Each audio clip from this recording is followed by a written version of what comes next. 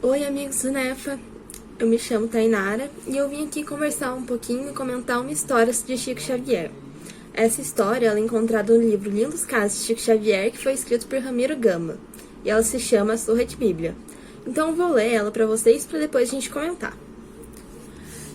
Lutando no tratamento das irmãs obsidiadas, José e Chico Xavier gastaram alguns meses até que surgisse a cura completa. No princípio, porém, da tarefa assistencial, houve uma noite em que José foi obrigado a viajar em serviço da sua profissão de celeiro.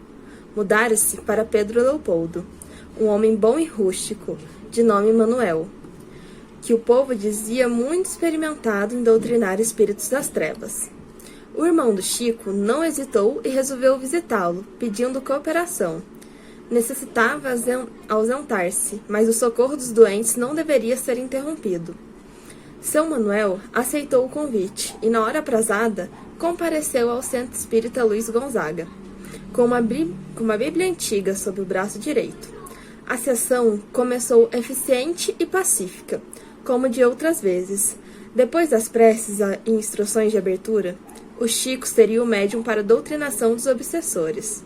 Um dos espíritos amigos incorporou-se por intermédio dele, fornecendo a precisa orientação e disse a seu Manuel, entre outras coisas: Meu amigo, quando o perseguidor infeliz apossar-se do médium, aplica o evangelho com veemência. Pois não, respondeu o diretor muito calmo. A vossa ordem será obedecida. E quando a primeira das entidades perturbadas assenhorou o aparelho mediúnico, exigindo assistência evangelizante, seu Manuel tomou a Bíblia de grande formato e bateu com ela muitas vezes sobre o crânio de Chico, exclamando, irritadiço: Tome o Evangelho, tome o Evangelho. O obsessor, sob a influência dos benfeitores espirituais da casa, afastou-se de imediato, e a sessão foi encerrada. Mas o Chico sofreu intensa torção no pescoço e esteve 6 dias de cama para curar o torcicolo doloroso. E, ainda hoje, ele afirma satisfeito que será talvez das poucas pessoas do mundo que terão tomado uma surra de Bíblia. Eu achei essa história muito engraçada, primeiramente pelo nome, e depois pelo que a gente pode tirar dela. Porque a gente consegue ver que muitas vezes, como o seu Manuel, a gente escuta as coisas, a gente lê as coisas, muitas vezes até da Bíblia, e leva num sentido muito literal. A gente lê e fala, não, é isso, tem que ser feito, isso desse jeito. E a gente acaba fazendo as coisas sem ter uma certa compreensão, sem procurar a fundo o que a gente tem que entender. Vê um sentido, vê um significado e vai nele. Então eu acho muito interessante isso pra gente conseguir perceber como a gente tem que mudar a nossa visão. E eu vejo muitas vezes isso quando a gente está estudando, ou em algum estudo no centro, ou vendo alguma palestra, que o quão bom é a gente questionar.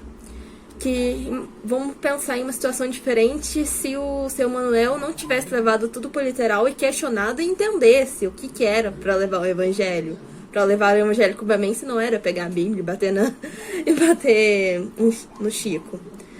Quando a gente consegue ver o fora do literal, a gente vê o diferente, a gente vê o que tem por trás, a gente tenta compreender as coisas de um jeito melhor.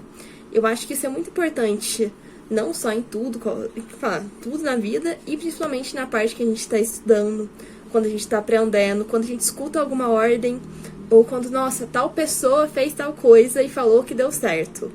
E muitas vezes a gente escuta aquele famoso ditado que a gente fala, Maria vai com as outras, e a gente vira e mexe, escuta, vai sem questionar. E eu penso, o que seria a vida se a gente não questionasse? Se essa falta de questionamento fez o Chico tomar a surra de Bíblia. Mas poderia ser coisas piores que podiam acontecer se não tivesse questionado, se não tivesse perguntado. Que muitas vezes a gente faz coisas seguindo outras pessoas, achando que elas estão certas, porque a gente se sentiu atraído por tal ideia das pessoas, porque a gente olhou e falou, pode fazer sentido, mas a gente só pensou, pode fazer sentido, e não procurou o sentido que faz. Então eu acho isso muito engraçado de ver. É o famoso que a gente fala que a gente tenta desprender muito do espiritismo, que é a fé cega.